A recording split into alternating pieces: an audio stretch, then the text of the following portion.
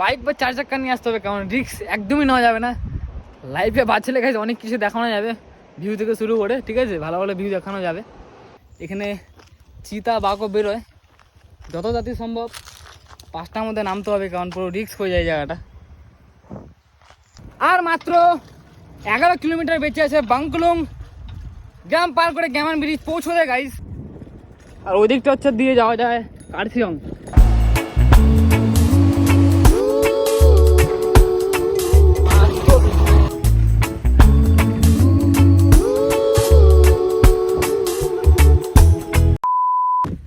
Good morning Aris gang, welcome back. তোমাদের সকলকে স্বাগত জানাই আবার একটা নতুন ব্লগে।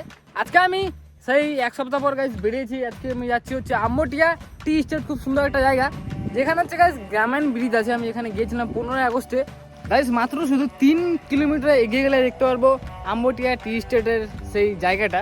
আমি এখন ফিলহাল আছি তারাই। আজকে হচ্ছে গাইজ ডিসেম্বরের 1 তারিখ। পিকনিক স্পট শুরু, ঠিক আছে, পিকনিকের সিজন শুরু হয়ে গেল। আর এগুলো সব পিকনিক স্পট। কিছুদিন পরেই 15 থেকে 20 ডিসেম্বরের পর থেকে পুরো পিকনিকের সিজন শুরু, একেবারে পুরো ভিড় লেগে থাকবে এই তারায় ওই সামনে তিয়া নাই, ঠিক আছে। এখন আমাকে এগোতে হবে। আমি আজকে অনেক লেটে একটু বেরিয়েছি। আমি এই রোডটা দিয়ে এখন উপরে উঠে যাবো। এই সোজা লম্বা রাস্তাটা দেখছো, এটা দিয়ে আমি সোজা দুধিয়া পাইঘাটা মোড়ে ঢুকবো, ঠিক আছে। আমি এখন হচ্ছে তারাই। তো আমি সকাল 9টার সময় বেরিয়েছিলাম, এখন হচ্ছে বাজে 10:30, 1.5 ঘন্টা হয়ে গেল। আর এখান থেকে গাইস কার্শিয়াং এর ইগল ক্রেস্ট পার্কের টাওয়ারটা দেখা যাচ্ছে হালকা হালকা, ঠিক ক্যামেরা জাস্টিফাই করতে পারছে না, কিন্তু দেখা যাচ্ছে। যাই হোক, এই চলো একটু এগিয়ে যাই, কারণ আবার ব্যাক করতে হবে, অনেকটা দূর আছে, 40 কিলোমিটার প্রায়, ঠিক আছে। গাইস প্রচণ্ড খিদে পেয়েছে একদম, ঠিক আছে। আমি সবেমাত্র দুধিয়া লোহার ব্রিজটা পার করলাম, সামনে এই যে দিক দিয়ে আসলাম, ঠিক আছে। আর এই রাস্তাটা দেখতে পাচ্ছ সোজা এই দিক দিয়ে হচ্ছে চলে যায়, এই যে এই দিক দিয়ে সোজা এটা হচ্ছে চলে যায় আসালিয়া ওয়াটারফলসের রাস্তা। তো আমি তার অপোজিটে বসে এখন ব্রেকফাস্ট করছি। ব্রেকফাস্টে নিয়ে এসেছি গাইস ছোলা, চানা আর হচ্ছে ম্যাগি। খেয়ে দিয়ে আমি এগিয়ে যাই। আর বেশি দূর নেই, আর মাত্র 16 কিলোমিটার বেঁচে আছে। 40 কিলোমিটার থেকে মাত্র 16 কিলোমিটার বেঁচে আছে। আর মিরিক আর গ্যামার ব্রিজের মাঝখানে এদিক দিয়ে আসার সময় টার্নিংটা কেটে সোজা চলে গেলে হচ্ছে চলে যায় মিরিক, এখানে লেখা আছে, ঠিক আছে। মিরিক এখান থেকে মাত্র 22 কিলোমিটার।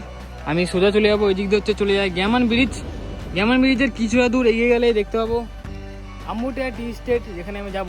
আর মাত্র 15 কিলোমিটার বেঁচে আছে। আরেকবার দেখে নাও, এই সোজা রাস্তাটা হচ্ছে চলে যায় টার্নিং কেটে মিরিক, আর এই সোজা রাস্তাটা চলে যায় হচ্ছে আমবটিয়া টি স্টেট।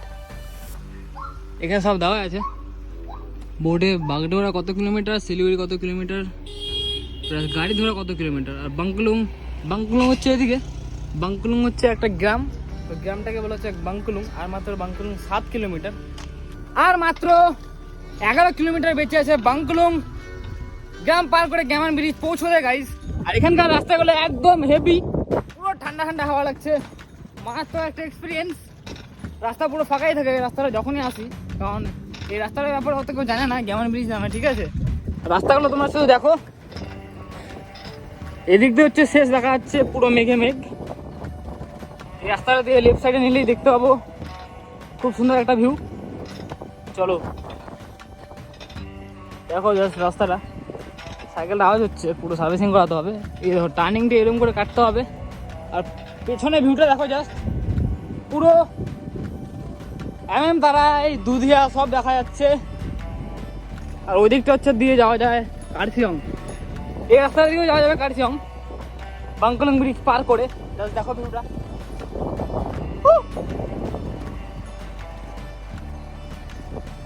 পুরো আপ ডাউন গাইস। রাস্তাগুলো পুরো আপ ডাউন, যাওয়ার মজাটা আলাদা। ঠাটা পাওয়া রোদু, তারই মধ্যে হাওয়াটা মারাত্মক লাগছে।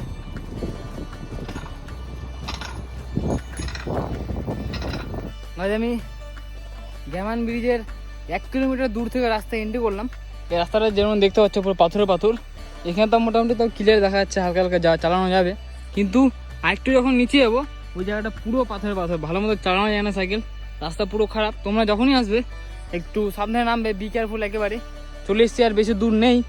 এই রাস্তাটা কোথায় যাচ্ছে সেটা বলতে পারছি না, সোজা রাস্তাটা ঠিক উপরে চলে যাচ্ছে একদম। আমি বাংকুলুং গ্রামটা সবাই মাত্র পার করলাম। এই যে একটা রেস্টুরেন্ট সামনে দেখা যাচ্ছে, এটাই শেষের লাস্ট রেস্টুরেন্ট। এটা হচ্ছে লাস্ট রেস্টুরেন্ট, কিন্তু ভিউগুলো হেভি লাগছে গাইজ দেখতে।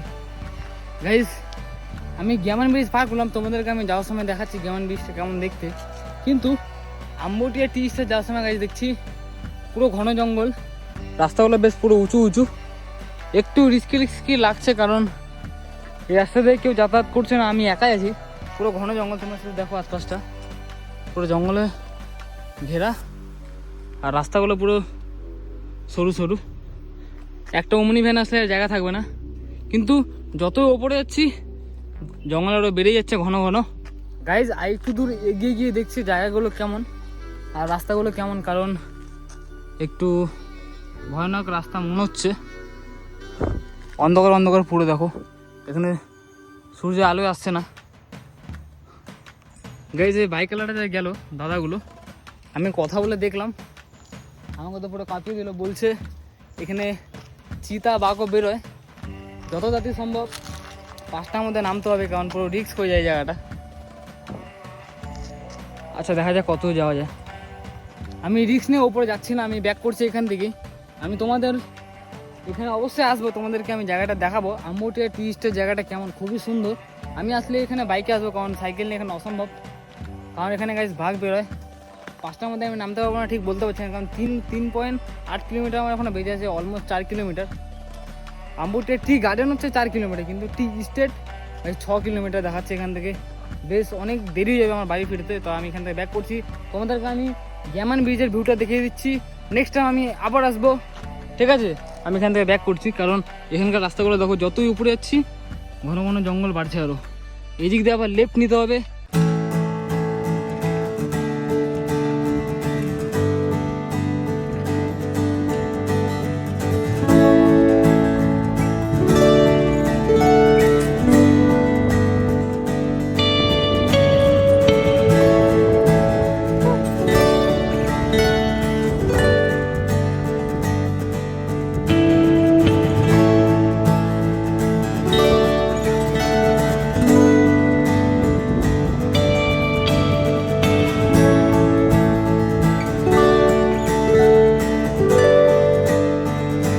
এখন গ্যামন ব্রিজের ওপরে, এখানকার ভিউ কিন্তু কোনো কম না, আম্বুটিয়া টি স্টেটের থেকেও কোনো কম না, কারণ আমি এখন আম্বুটিয়া টি স্টেটে যাইনি, এখনও বলতে পারছি না আম্বুটিয়া টি স্টেটের ভিউ পয়েন্টটা কেমন। কিন্তু তোমরা এখানকার ভিউ পয়েন্টটা দেখো, আমি 15 আগস্টের ভিউটা দেখেছি, কিন্তু তোমরা আরেকবার দেখে নাও, তোমরা যারা যারা এখনও আসোনি, ঠিক আছে? এই দেখো এদিকটা পুরো অন্ধকার নেমে এসছে, পুরো ছায়া পড়ে গিয়েছে, পুরো হাওয়া চলছে কিন্তু একবার সমান সম করে, ঠিক আছে? আর এদিক দিয়ে পুরো রোদ্দু উঠেছে, এদিকটা কোনো রোদ্দুই নেই, এদিকটা পুরো ফাটা ফাটা রোদ্দু, গরম, খুব সুন্দর ভিউ, কিন্তু হাওয়াটা গায়ে হেভি বইছে। এই নদীটা হচ্ছে গাইস বালাসন নদীতে গিয়েছে, মাটিগাড়ার উপর দিয়ে যে ব্রিজটা যায় বালাসন নদী, এই নদীটাই গিয়েছে বালাসনে। আর এই ব্রিজটাকে বালাসন নদী এবং বালাসন ব্রিজই বলা চলে, গুগল ম্যাপে তাই দেখাচ্ছে বালাসন ব্রিজ। আর আম্বুটিয়া টি স্টেট যাওয়ার রাস্তাটা হচ্ছে সোজা সোজা গিয়ে লেফট সাইডে, কিন্তু যখন তোমরা এদিক দিয়ে উপর দিয়ে উঠবে পুরো ঘন জঙ্গল দেখতে পারবে। যেখান থেকে আমি ব্যাক করলাম, আমি বাঘের ভয় গেলাম না, আমি নেক্সট টাইম আবার আসবো বন্ধুদেরকে নিয়ে, বাইক বা 4 চাক্কা নিয়ে আসতে হবে, কারণ রিস্ক একদমই নেওয়া যাবে না। লাইফে বাঁচলে গেছে অনেক কিছু দেখানো যাবে, ভিউ থেকে শুরু করে, ঠিক আছে? ভালো ভালো ভিউ দেখানো যাবে। তো যাই হোক, আমি বাড়ির দিকে রওনা দিই, আর যাওয়ার সময় তোমাদেরকে আগের রাস্তাগুলো দেখাচ্ছি, যে আগের রাস্তাগুলো কেমন ফেস করে আসলাম, ঠিক আছে? এদিক দিয়ে যেতে হবে, খুব সুন্দর লাগছে ভিউগুলো দেখো, পাহাড়গুলো পুরো নিকে ঠিকে ফেলেছে, মনে হচ্ছে কুয়াশা কুয়াশা, দেখো ঘন ঘন সাদা হয়ে আছে, 3টে থাক থাক হয়ে আছে, খুবই সুন্দর লাগছে দেখতে। আর এই দিক দিয়ে হচ্ছে ওপরটায় দেখতে পাচ্ছ, ওইদিকে হচ্ছে মিরিকের পাহাড়টা, ওই যে মিরিকের পাহাড়টা ওইদিকে দেখা যাচ্ছে, যেমন ওটার পেছনটা, ওখান থেকে এই ব্রিজটা দেখা যায়।